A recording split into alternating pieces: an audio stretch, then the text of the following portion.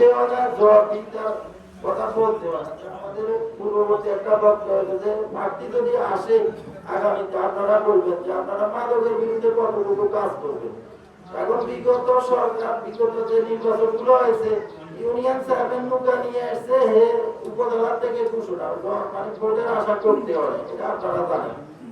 এখন এই তারেক রহমান আমাদের দলের চেয়ারম্যান এবং প্রধানমন্ত্রী উনি যে দলীয় প্রতীক এজন্য প্রত্যাহার করেছে, যে এলাকার কাজ করবে, জনগণের কাজ করবে, দেশের জন্য কাজ করবে, ওই জনের যেন না তারা নির্বাচিত হবে। এই জন্য উনি দলীয় প্রতীক প্রত্যাহার করেছে। আগামীতে যে নির্বাচন আসবে ওনারা যে পূর্ববর্তী বক্তব্য যেটা বলেছে আমি ওনার বক্তব্যের সাথে একমত। আর পাশাপাশি আমরা পারিবারিক শিক্ষা এবং নৈতিক শিক্ষা এই দুটিও প্রয়োজন এবং সামাজিকভাবে আমরা আন্দোলন গড়ে তুলতে হবে।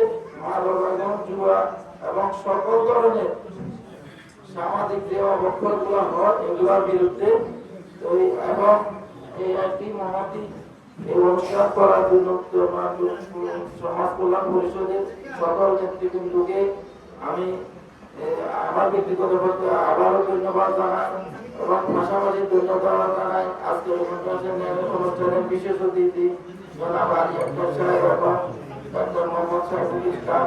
উনি ওনারা এই এলাকার কৃষি সন্তান, ওনারা আজকে অনুষ্ঠানে অতিথি হিসেবে এসেছে। এখান থেকে চলে গেলে আমি ওনাদের কাছে আবদার রাখবো ওনারা যেন এলাকা থেকে চলে গেলেও এখন যেহেতু মিডিয়ার যোগ আসলে সমাজে কি হচ্ছে এবং সমাজের এই মাদকের বিরুদ্ধে ওনারা ফেসবুকে লেখালেখি বা দিক নির্দেশনামূলক এই একটা সমাজ কল্যাণ পরিষদের মাধ্যমে মানে জনগণকে সচেতন